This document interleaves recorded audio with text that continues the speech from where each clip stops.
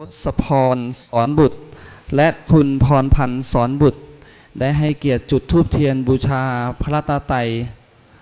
บริเวณด้านบนครับ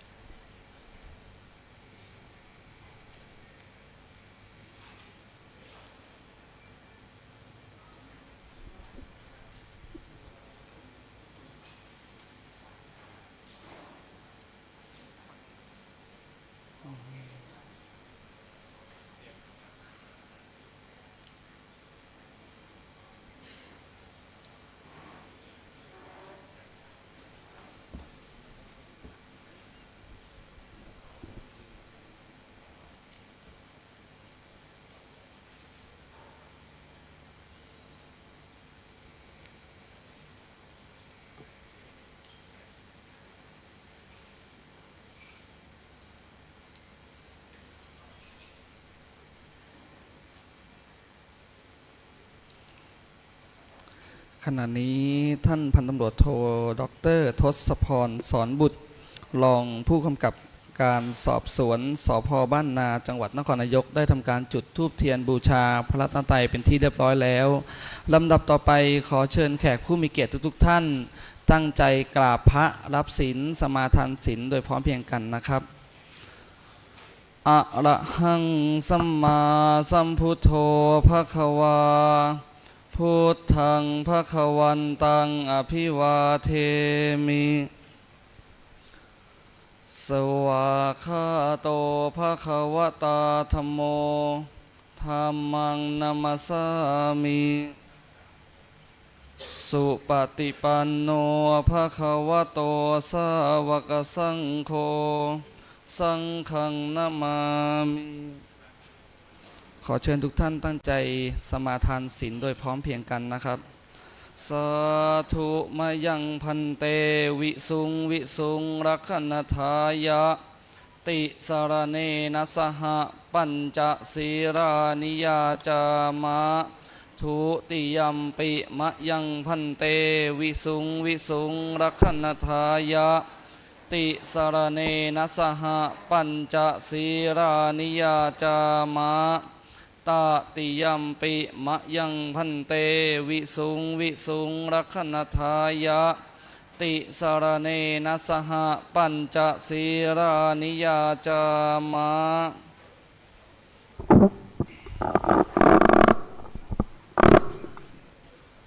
นะโมตัสสะภะคะวะโตอะระหะโตสัมมาสัมพุทธัสสะ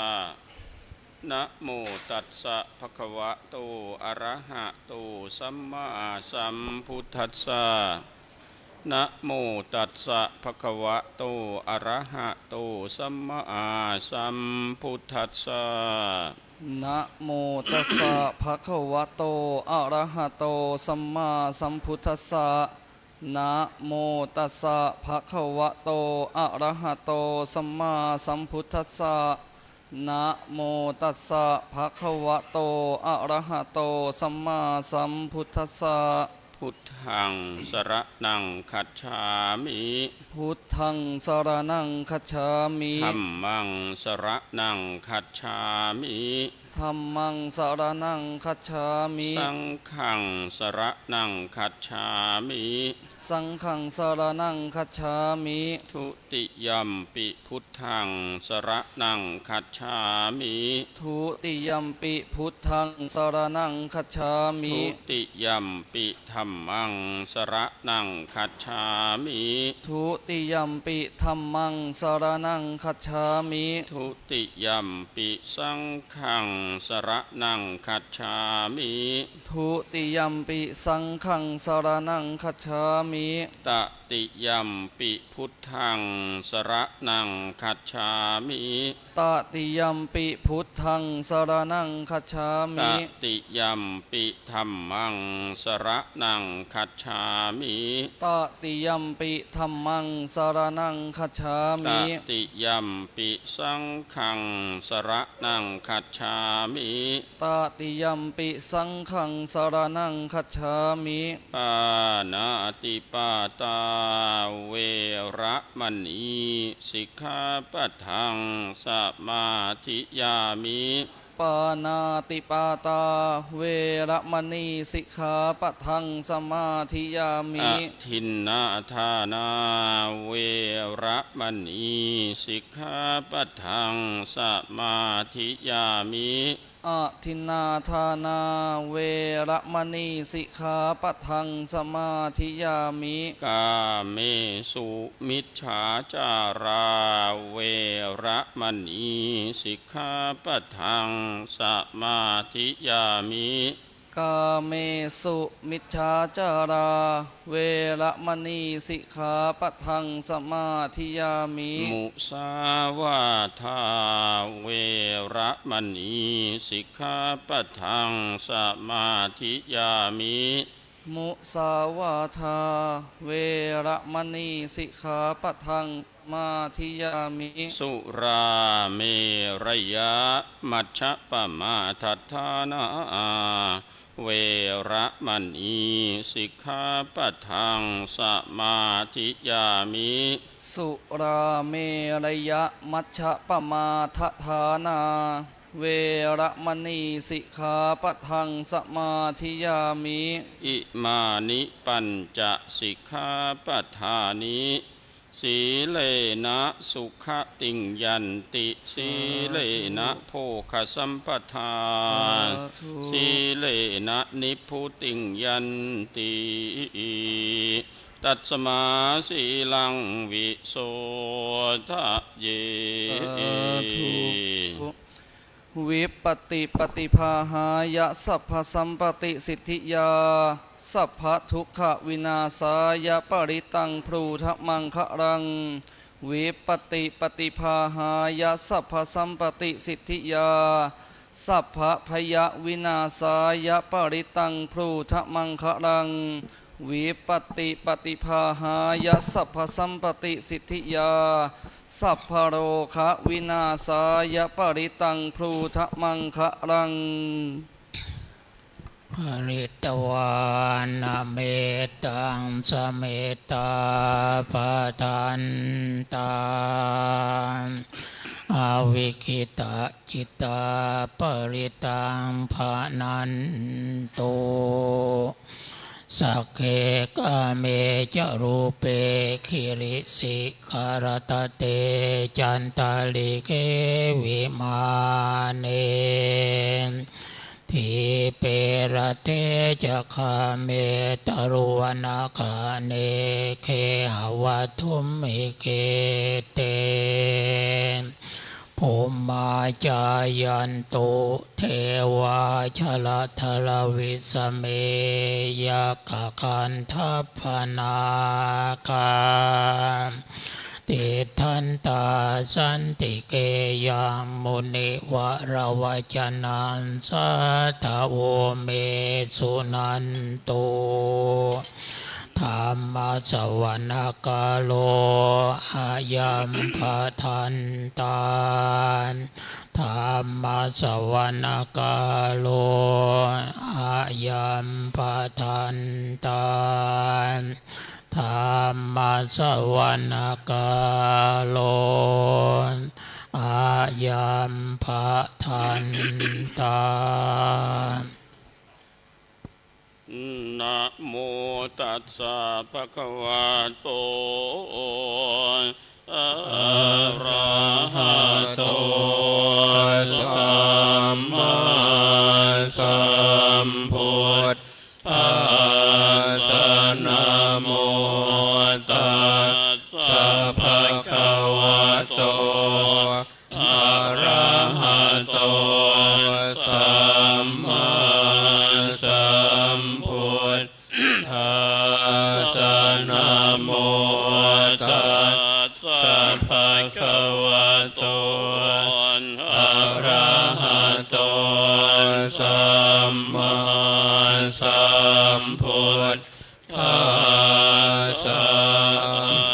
ธังสรณังคัจฉามิธัมมังสรณังคัจฉามิสังฆังสรณังคัจฉามิทุติยมปิพุทธังสรณังคัจฉามิทุติยมปิธัมมังสรณังคัจฉามิทุติยมปิสังฆังสรณังคัจฉามิตติยมปิพุทธังสรณังคัจฉามิตติยมปิธัมมังสรณังคัจฉามิตันติยมปิสังฆังสรณังคัจฉามิสัมพุทเทอัตถเวสัญจทวาทัสสัญจสหัสเกปัญจสัตตสหัสานินัมมามิสิรสะอาหันเตสังฆามันจะสังขันจะอาทะเรนันนัมมามิหังนัมการานุภาเวนะหันตวาสัพเพอุปัฏฐเวอเนกาอันตรายาปิวินาสันตุอาเสสตุสัมพุทเทปัญจปัญญาสัญจจตุวิสติสหัสเกทัสสะตสหัสานินามามิสิรสะอาหังเตสังธรรมันจะสังขันจะอาทะเรนันนามามิหังนามาการานุภาเวนะหันตวาสัพเพอุปัฏฐเวอเนกาอันตรายาปิวินาสันตุอาเสสตุสัมพุทเทนะวุตรสเตอัตถจัตตาริสสหัสเกวิสติสัตตสหัสนินัมมามิสิรสะอาหังเตสังธรรมันจะสังขันจะอาทะเรนะนัมมามิหังนัมการานุภาเวนะหันตวาสัพเพอุปัฏฐเวอเนกาอันตรายาปิวินาสันตุอาเสสัตโตนะโมอะระหะโตสัมมาสัมพุทธัสสะมะเหสิโนนะโมอุตตมะธัมมาสัสสวะคาตาเสวะเตนิทันนะโมมหาสังฆาสาปิวิสุทธสิรทิทิโนนะโม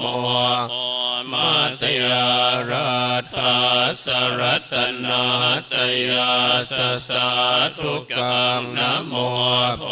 มกาติตาสตาสวัตตุ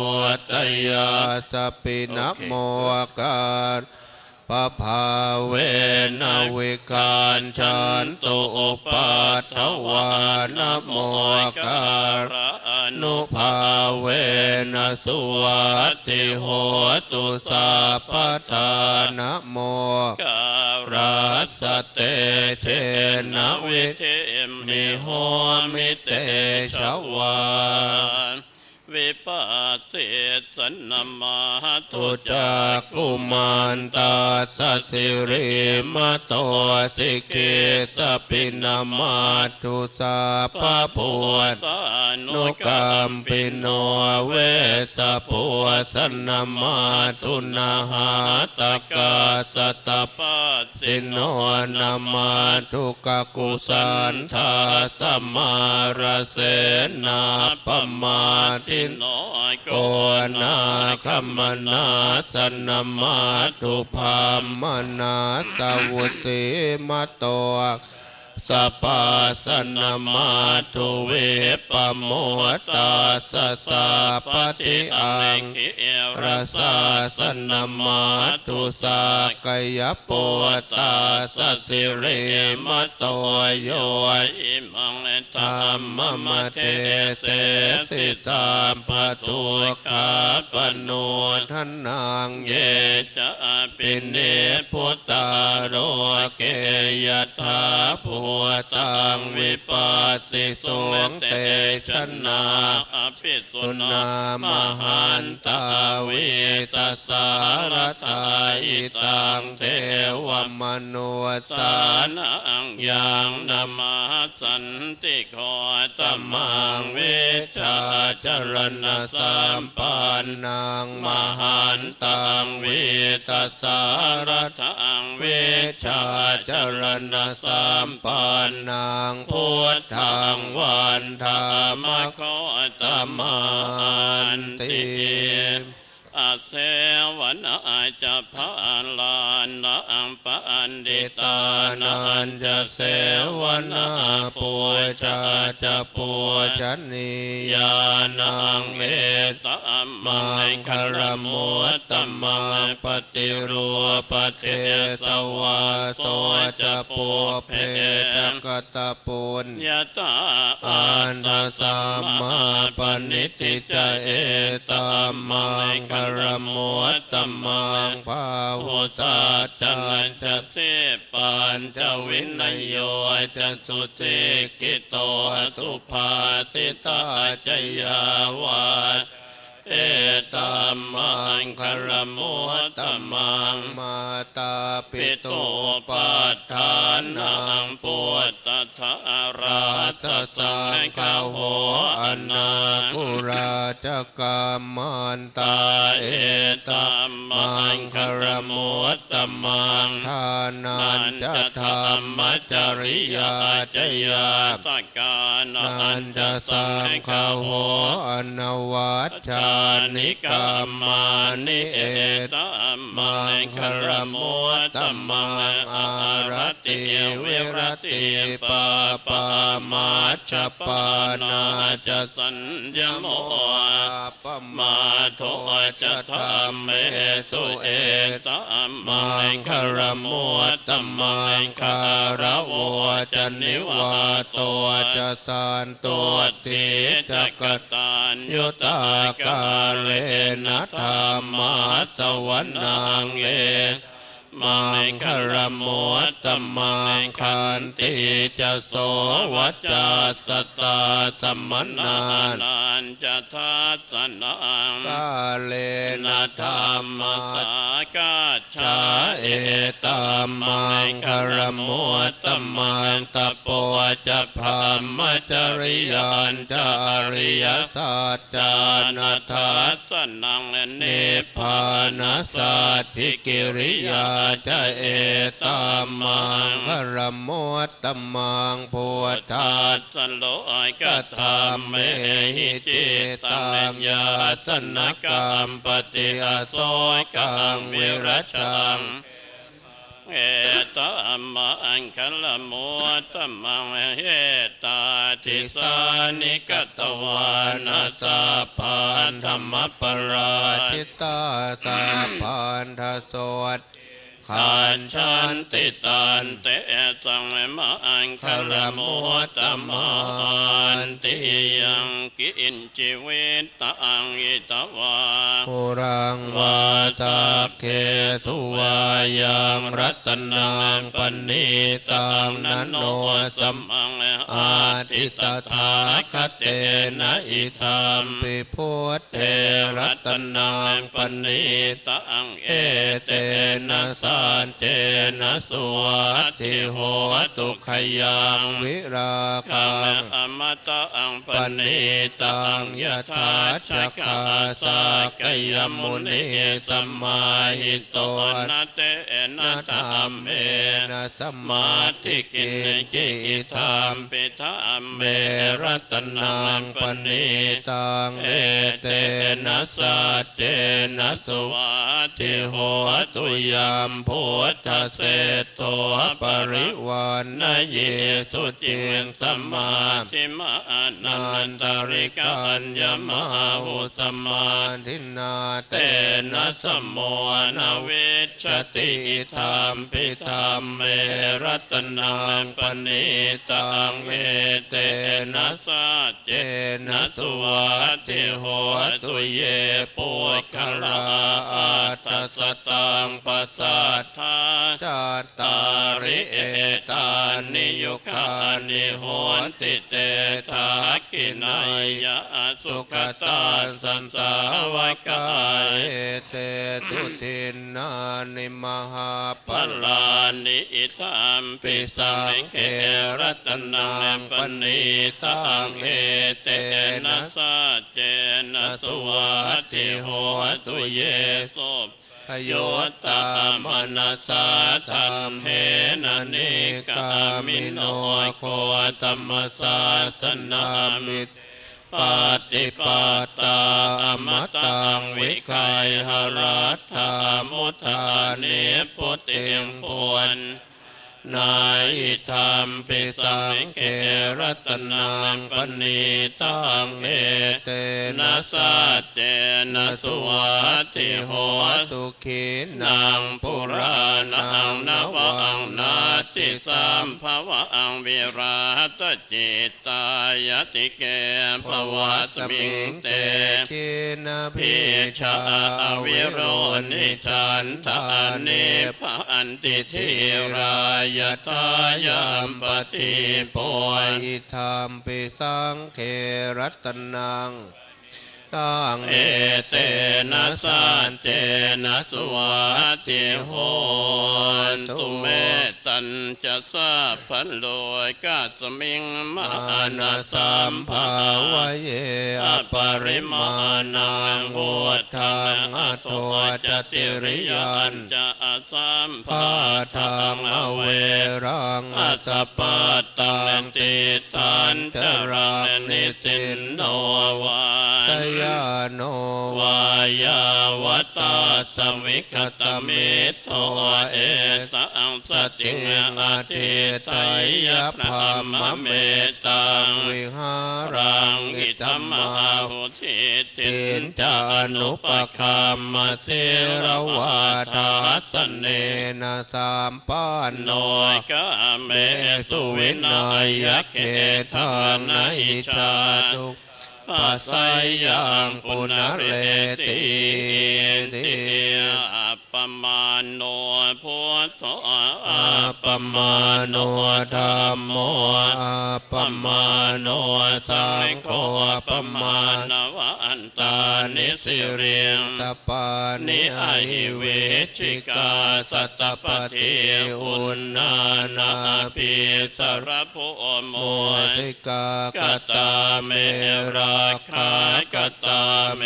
ปริตตาปฏิกัมมันตุพุทธานิโสหังนะโมภะคะวะโตนะโมสัตตันนังสัมมาสัมพุทธานังอัตติโลเกสิลคุณโนจังเลโสจะอายโนทยะเตนะสัจเจนะกะหามิสัจจกิริยมนุตตรังอาวาชิตวาธรรมพรังสริตวาปุพพเกจินเนสัจพรมวาสายสัจกิริยมกาสหังสันติปาคาอปาตนาสันติปาทาอวันจนามาสะปิตาจนิขันตาชาตเวทปฏิกรรมตหัสสัจเจกเตไมหังมหาปัจจริโตสิกขิวัชเชติโสรสกสานิอุทธกังปัตตวายถาสิกขิสัจเจนะเมสมโมนาติเอสาเมสัจจปารมิติติปิโสภะคะวะอะระหังสัมมาสัมพุทธ เวชชาจา จ ร ร ณ ณ สั สั ม ม ปั ปั น น โน โน สุ สุ ข ข โต โต โร โร ย ก ก วิ วิ ทู ทู อ อ นุ นุ ต ต ต ต โร โร ปุ ปุ ริ ริ ส สธรรม มาสารติสัทธาเทวมโนสานังพุทธ โธภะ ภะ คะ คะ วาว า ติ ติ ส ส วาว าก ขา ขา โต โต ภะ ภะ คะ คะ ว วะ ตา ตาธัมโม สั สั น น เทติ ติ โก โกอังการิโกเอหิปัสสิโกโอปัญญิโกปัจตังเวทิตาโพวินโยหิติสุปฏิปันโนภะคะวะโตสาวกสังโฆอุชุปฏิปันโนภะคะวะโตสาวกสังโฆยายาปฏิปันภะคะวะโตสาวกสังโฆสามีจิปฏิปันโนภะคะวะโตสาวกสังโฆยะทิตังจันตาริปุริ สยุขะอเนอัตถ ทาปุริสบุคาราเอสะภะคะวะโตสาวกสัง โฆ อาหุนายโยปาหุนายโยทักกินายโยอัญชรีกรณิโยอนุตตลังปุญญา เก ตังโรกาสาติ โพชังโคสติสังกาโตธร ธร ร ร ม มานังวิจโยตถาวิริยมปิติปัสสาติโพช จัง กาจันตันทาปะเลตมานุเปกะโพจังคาเตเตตาปทาตินามุนินาสัมมาทักตามภาวิตาภาวริกตาสังวัตตันติอภิญญายนิพพานายจัมโพธิยาเอเตนะสัจวัต เจนะโสติเตโหตุ ตุ สั สาม ม พันธาเอกสมิงสมัยเยนาโทโมคัลลานันจักาสป ปัง กิราเนทุกิเตติสวาโพจัง เข สัจเตสยิเตจตังอภินันทิตวาโรคาโมจินตุคันเนเอเตนะสัญจวัชเจนะโสติเตโหนตุ สัพ พันธาเอกทาธรรมราชาภิเกรันเยนะพิปิริโตจุนทาเทเรนตันวพนาเปตวานาสาธารังสัมโมทิตวาจา ปาตา ตัมหาวุธาสิธานาโสเอเตนะสัจวัชเจนะโสติเตโหนตุสัพพตาปะหินาเตจาอาภาธาติน นันนามปิ ปิมาเหสินังมาคาหัตตกิเรสาวปาตานุปาติธรรมตังเอ เต นะ นะ สั สั จจวัชเจนะโสติเตโหนตุสัพ พทาสักกัตวาโพธารตะโอสัตตังเลโวตมังวรังหิตังเลเทวมโนสานังโพธเตเจนะโส ทินา นา นา สั สั น น ตุ ตุ ปาทวาสัพเพตัวกาวปัสสเมนสักกัตวาธรรมรัตนังเลโอสัตถังเลโวตมังวรังปริราหัวปัสสมนัง มาเตเชนะโสทินานาสันตุปัทถวาสัพ เพพย ยาวูปัสสเมนตุเตสักกัตตวาสังครัตนังโอสทังโอตมัง วรัง อาหุนายยังปาหุนายยัง คเตเชนะโสทินานาสันตุปัตถวาสัพเพโรอุปสัมเมนตุเตนะทิเมสรนังอัญญังพุทโธเมสรนังวรังเอเตนะสัจวัตเจนะโหตุเตชยมังครังนาติเมสรนังอัญญังธัมโมเมสรนังวรังเอเตนะสัจวัตเจนะโหตุเตชยมังครังนาติเมสรนังอัญญังสังโฆเมวรังเอเตนะสัจวัตเจนะโหตุเตชยมังครังยังกินจิรัตนังโรเก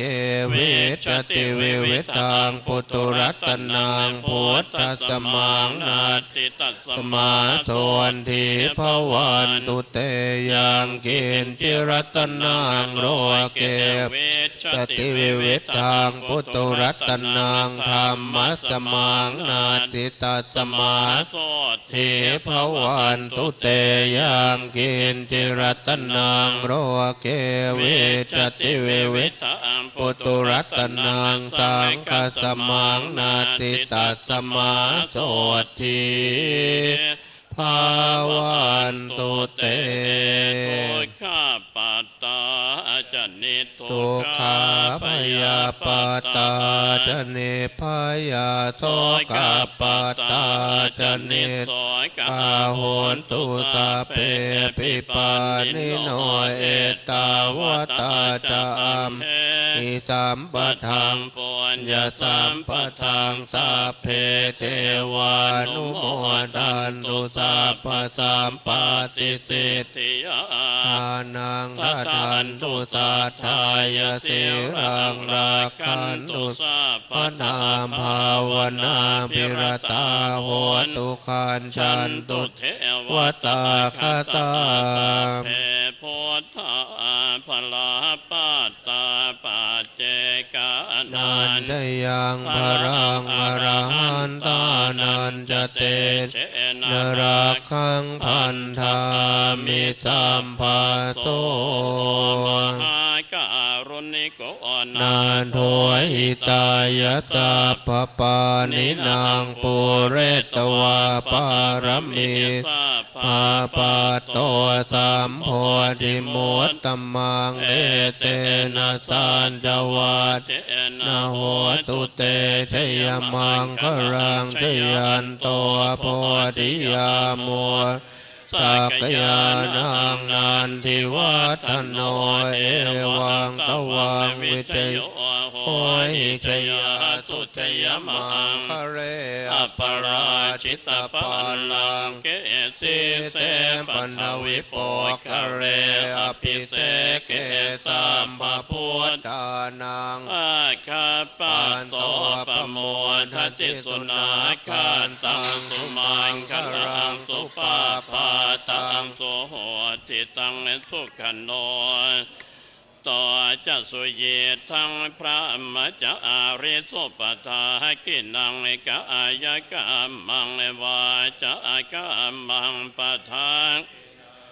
ทากินังมโน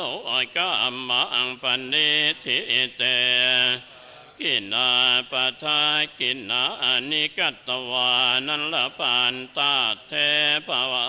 กินเอภวะตุสัพพมังคลังขันตุสัพพเทวตาสัพพพุทธานภวันตุเตภวะตุสัพพมังคลังราขันตุสัพพเทวตาสัพพธรรมาเวนัสสัทธาโสทิภวันตุเตภวะตุสัพพมังคลังราขันพระเทวตาสัพพสังฆานุภาเวนัสสัทธาโสทิภวันตุเต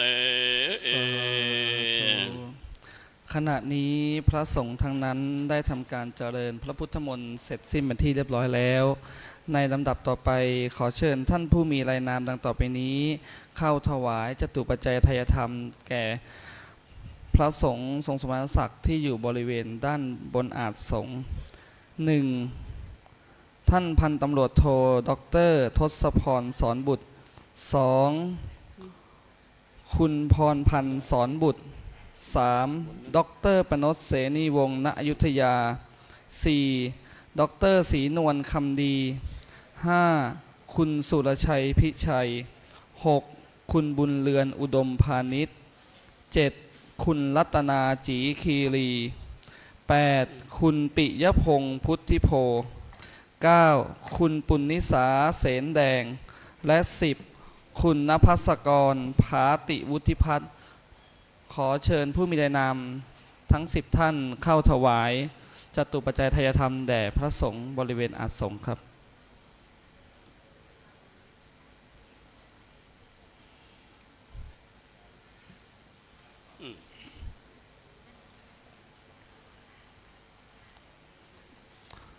พร้อมแล้วยกถวายได้เลยนะครับ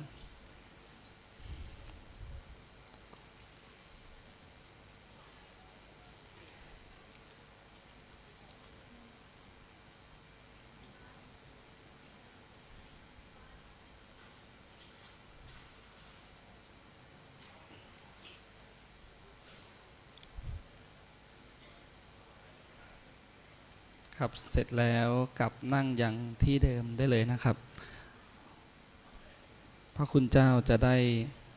สัมโมนิยกถาต่อไปพอเนี่ยเอาที่กรวดน้ำให้พระครูหน่อยสิไปหาที่กรวดน้ำให้ท่านหน่อยนั่นสิโอเคนะตั้งใจครับกราบนิมนต์ครับรับพรอุทิศส่วนกุศลให้กับพ่อแม่พี่น้องปู่ย่าตายายผู้ที่ล่วงลับไปขอให้ท่านมีส่วนบุญส่วนกุศลที่เราอุทิศให้ขอให้ท่านไปดีมีสุขอำนวยอวยพรให้พวกเราซึ่งเป็นลูกหลานอยู่เบื้องหลังได้มีความสุขความเจริญตลอดไปส่วน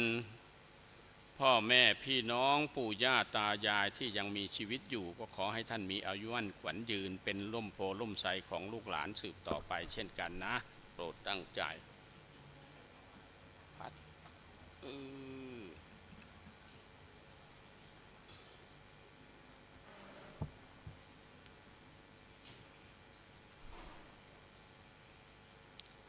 ยะถาวาริวาหาปูราปาริปูเรนติสาคารังเอวะเมวะอิโตทินัง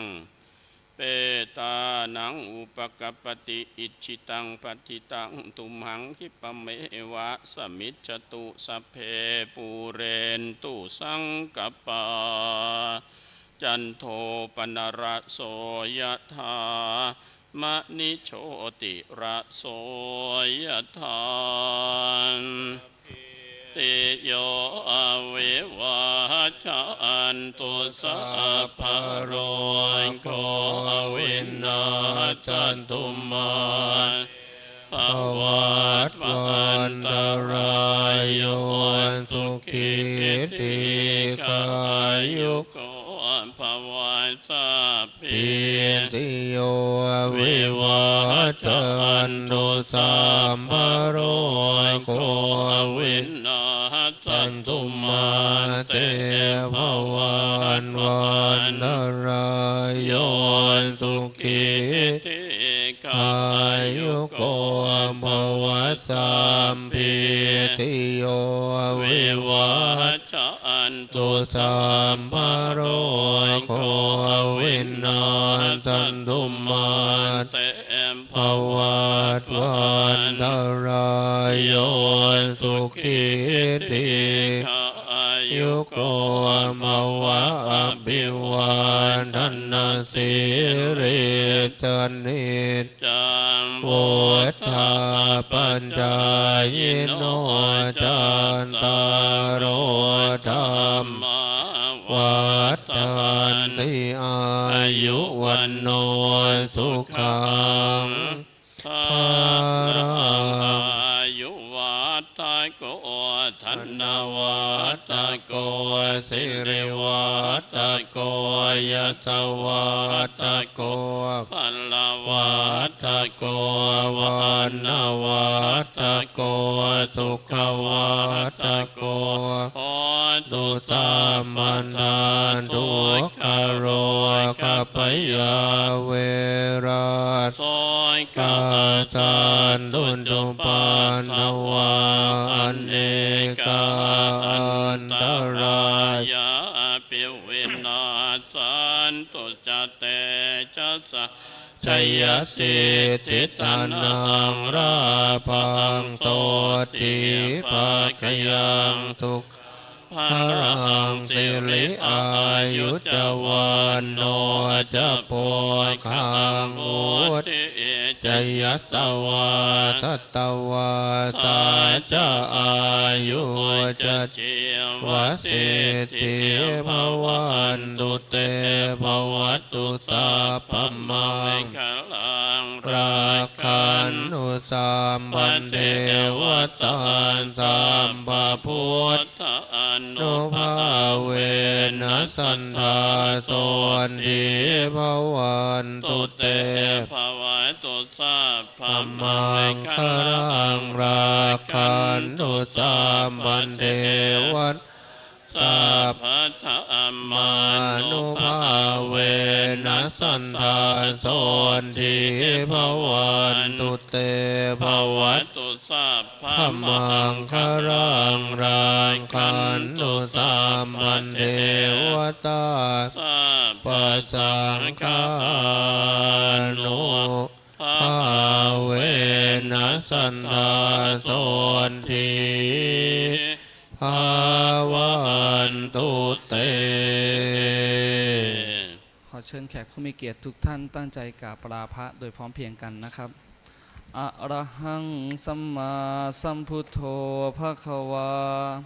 พุทธังภควันตังอภิวาเทมิสวากขาโตภควตาธัมโมธัมมังนัมสสามิสุปฏิปันโนภควโตสาวกสังโฆสังฆังนะมามิ พระครู พระเดชพระคุณหลวงพ่อได้เมตตาประพรมน้ำพระพุทธมนต์แด่พระครูประหลัดจิรายุทธจิรวัฒโนสิทธิกิจจังสิทธิกรรมังสิทธิลาภูชโยนิจังสัพพะสิทธิภาวันตุเตอ้าวใครถือขันน้ำมนต์ให้พระครูท่านพรมน้ำมนต์ให้พี่เชิญ หนุ่มถือขันน้ำมนต์เนี่ยชยันโตพรทิยามเลสกยานนังนันทิวัฒนโนเอวัง